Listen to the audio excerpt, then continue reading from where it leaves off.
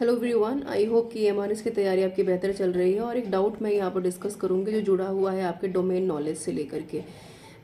इसको मैंने पहले भी डिस्कस किया है वीडियो के थ्रू। अभी मैं इन शॉर्ट इसके ऊपर बात करूँगी ताकि आपका जो कमेंट है उसके ऊपर भी मैं बात कर लूँ और जो आपको प्रॉब्लम आ रही है इसको पढ़ने में इसको भी सॉर्ट आउट कर दूँ।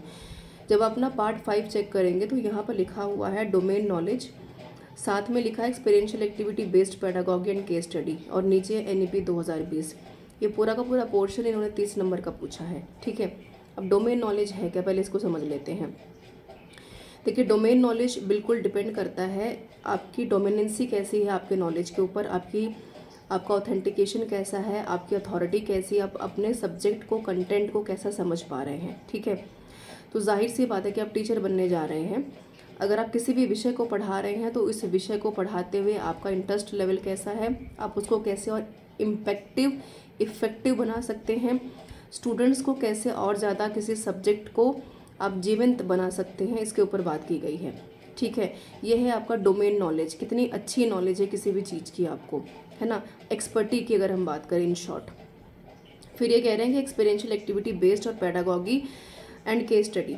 देखिए, दोनों को अगर आप समझेंगे, जब मैंने इसके ऊपर मॉक लिया था मॉक नंबर 2, तो मैंने इसके ऊपर बाकायदा डिस्कशन किया था। देखिए, experiential activity is equal to completely learning by doing. ठीक है, यह एक्सपेरिमेंटल लर्निंग की हम बात करते हैं। कोई भी एक ऐसा काम जो बच्चा करता है एक्टिविटी के माध्यम से, जो जॉन डीवी साहब कहते हैं कि किसी भी काम को हैंड ऑन एक्सपीरियंस से करना है, अपने हाथ से करके बच्चा ज़्यादा बेहतर सीख पाता है। ठीक है, तो जहाँ पर एक्टिविटी की बात हो रही है, बिल्कुल हम एक्सपेरिमेंट्स की बात करेंगे, किसी काम को करके देखेंगे। उदाहरण के तौर पर अगर कोई टीचर मैथमेटिक्स या साइंस पढ़ा रहा है, कोई थ्योरी पढ़ा रहा है और बच्चे कोई कागज़ की नाव को बना करके फ्लोट कर रहे हैं पानी में, और एक थ्योरी को उसके बाद टीचर समझाता है, ये हो गया एक्सपेरिमेंट या कह लीजिए एक्सपीरियंशियल एक्टिविटी बेस्ड लर्निंग। ठीक है, अभी कह रहे हैं केस स्टडी क्या है। केस स्टडी को समझिए। केस स्टडी, उदाहरण के तौर पर आप टीचर हैं, आपकी क्लास में 20 बच्चे हैं, 20 में से 18 बच्चे बहुत अच्छा परफॉर्म कर रहे हैं, 2 बच्चे ऐसे हैं जिनका कि परफॉर्मेंस बिल्कुल एवरेज से भी ख़राब है। ठीक है, तो आप यहाँ पर चेक करेंगे एनालिटिकल तरीके से और कंक्लूजन के ऊपर बात करेंगे। ठीक है, ध्यान रखिएगा, यहाँ पर आप एनालिटिकल तरीके से चेक करेंगे उनका सोशल मेंटल बैकग्राउंड कैसा है, वो कैसा पहले परफॉर्म करते थे, अब कैसा परफॉर्म कर रहे हैं।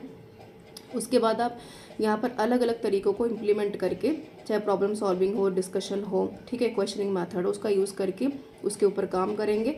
उसके बाद आप किसी कंक्लूजन के ऊपर पहुँचेंगे, यानी कि एक पर्टिकुलर किसी न किसी कंक्लूजन के ऊपर आपको आना इंपॉर्टेंट है। ठीक है, अब आप कहेंगे कि इसका डोमेन नॉलेज से क्या लेना देना है। डोमेन नॉलेज बिल्कुल केस स्टडी जोड़ करके पूछ सकते हैं, किसी भी एक आपकी एक्टिविटी से जोड़ करके, किसी भी क्लास से जोड़ करके कोई सिचुएशन आपको दी जा सकती है, या मान लो जॉन डीवी के बारे में या यहाँ पर प्रैग्मैटिज्म के ऊपर बात कर रहे हैं तो कोई आपको केस स्टडी कोई स्टेटमेंट दे दी तो आपको सवालों को ढूंढ करके लिखना पड़ेगा। ठीक है, एनईपी 2020 जो लिखा गया है, एनईपी 2020 बिल्कुल बात करता है यहाँ पर होलिस्टिक डेवलपमेंट को लेकर के, और पूरा का पूरा फोकस किसके ऊपर है। ठीक है, लर्निंग विदाउट बर्डन, यानी कि बच्चा लर्न भी करे, कोई बर्डन ना ले, प्रैक्टिकल तरीके से लर्न करे, अच्छा लर्न करे। यहाँ पर जो हम बात करते हैं लर्निंग जो बेसिकली डिपेंड करती है हैंड्स, हार्ट और हेड के ऊपर, है ना, इंजॉय करके प्लेवे मेथड के माध्यम से अच्छे से सीख पाए। फोकस यहाँ पर पर्सनैलिटी डेवलपमेंट के ऊपर है, ना कि मार्क्स के ऊपर। तो ये सारी चीज़ें आपकी कनेक्टेड हैं, किसी भी तरीके से आपसे पूछी जा सकती हैं। अब आपका इसमें रोल क्या है। आपका रोल इसमें बिल्कुल ये है कि जितनी भी ज़्यादा बेसिक चीज़ें हैं उसको आप अंडरस्टैंड करते हुए आगे बढ़ेंगे। अगर मैं शब्द प्रैग्मैटिज्म की बात कर रही हूँ तो बिल्कुल जॉन डीवी को पढ़ेंगे। प्रैक्टिकल लर्निंग क्या है, लर्निंग बाय डूइंग क्या है, कैसे काम करती है, कौन कौन इसके ऊपर बात करता है, केस स्टडी में कैसे ये इम्प्लीमेंट होती है, केस स्टडी का अपना एक्सपेरिमेंटल साइकिल क्या होता है ना। ये जितनी थ्योरीज मैं बता रही हूँ मॉक टेस्ट में मैंने सब कराया है। मॉक टेस्ट नंबर 7 जो है ना, 13 अक्टूबर है, आज ही ये लाइव सेशन हुआ है 11 बजे, तो उसको जा करके देखिए प्लीज़। पूरा का पूरा जो कंप्लीट कंटेंट है वो केस स्टडी और एक्सपेरिमेंटल एक्टिविटी के ऊपर बेस्ड है, और कल वाला मॉक नंबर 6 भी। इसको देखते ही आपको क्लैरिटी हो जाएगी कि कितना कैसे किस तरीके से आपको पढ़ना है, क्योंकि ये सारी चीज़ें आपको देख करके, पढ़ करके, हैंड ऑन एक्सपीरियंस से समझ में आएंगी, जब तक आप खुद के ऊपर केस स्टडी नहीं करते, सेल्फ एक्चुअलाइजेशन नहीं करते। ठीक है, तो इसको समझिए।